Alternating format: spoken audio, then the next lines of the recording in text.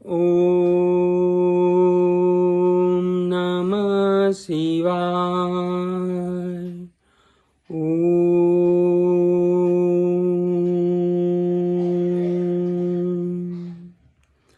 सुप्रभात मित्रों, आप लोगों को मालूम ही होगा कि कल प्रेम दिवस था, अर्थात वैलेंटाइंस डे। ये वो दिन है जिसमें सभी युगल, खासकर जवां युगल बंदी एक दूसरे को प्रेम पत्र इत्यादि का आदान प्रदान करते हैं तथा उन्हें गिफ्ट इत्यादि देकर अपने प्रेम का इजहार करते हैं। इस बड़े उत्सव के रूप में सभी पूरे विश्व में इसको मनाते हैं और एक दूसरे को इसके प्रति अपना समर्पण भी दिखाते हैं।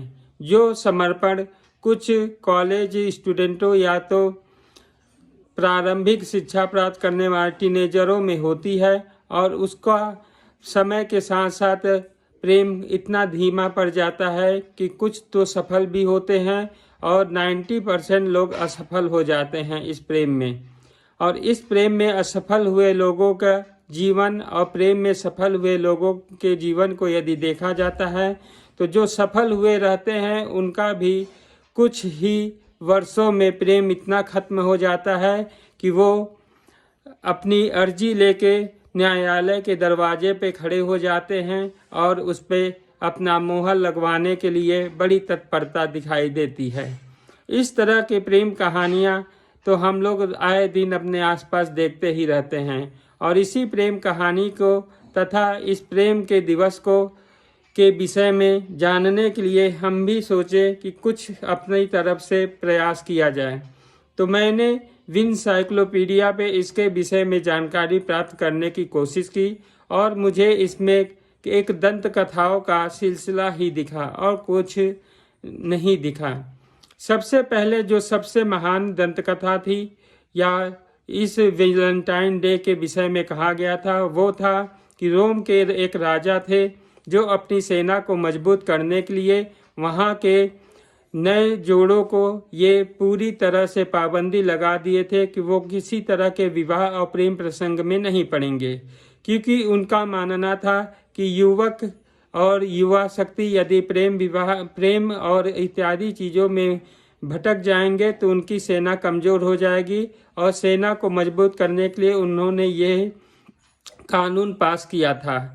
इस कानून के विपक्ष में एक पादरी थे जो कि इसका ख़त्म करने के लिए बहुत प्रयास रखते थे और वो राजा को अपने विचारों से परिवर्तित करने का बहुत प्रयास किए।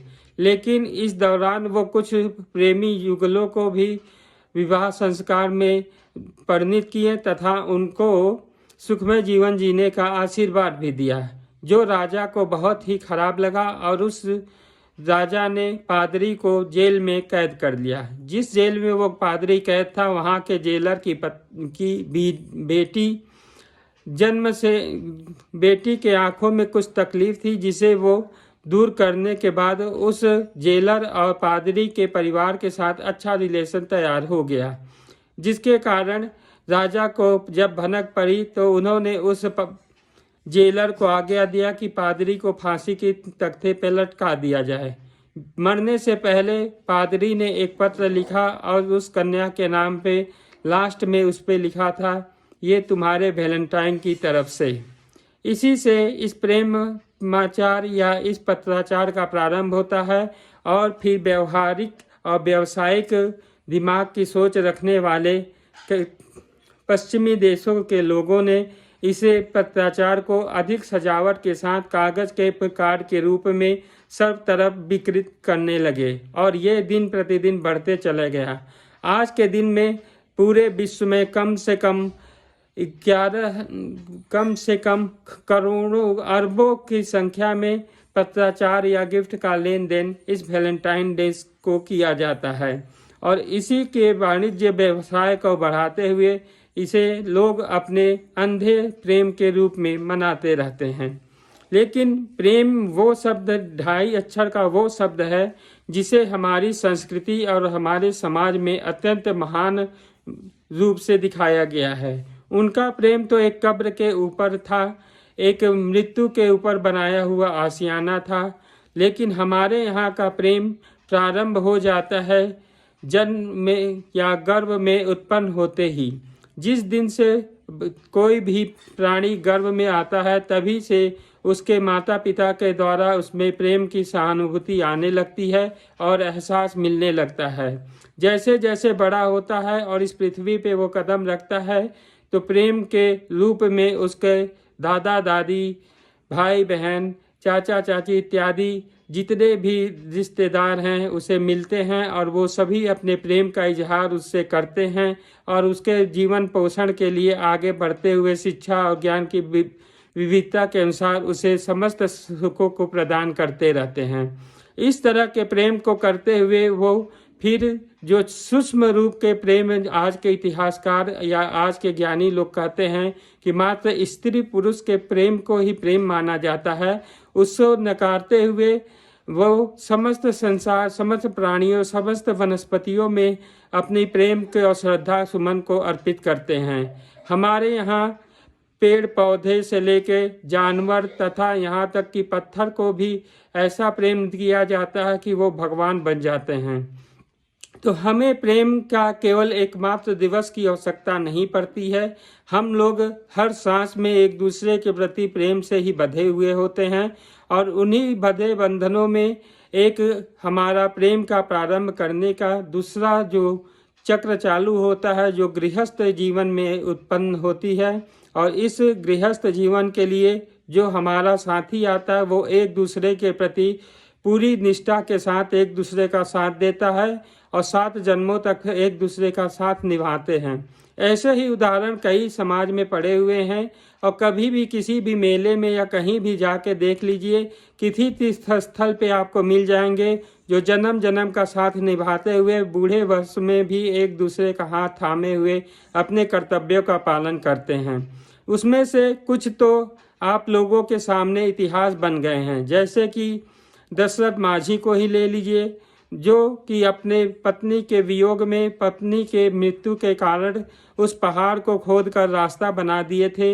वहीं दूसरी तरफ कितने ही लोगों को देख लीजिए जो आजीवन अपने प्रेमी, अपने पति पत्नी और परिवार के लिए सब कुछ न्यौछावर कर देते हैं।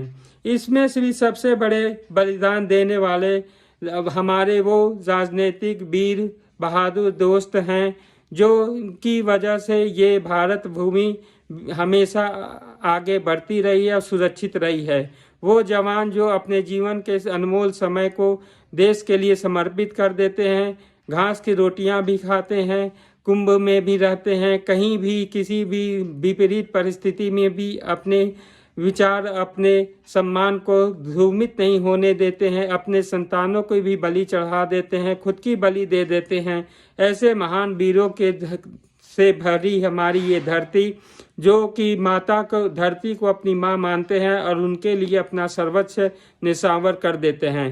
तो प्रेम की परिभाषा हमें पश्चिम से सीखने की जरूरत नहीं है। वास्तविकता ये है कि प्रेम का अथाह सागर हमारे दिलों में हमेशा से रहा है और रहेगा। इसीलिए तो वसुधैव कुटुंबकम के रूप में हम प्रेम को पूरी तरह से अपने जीवन में ला के अपने समस्त कर्तव्यों का पालन करते हैं। जय हिंद, वंदे मातरम।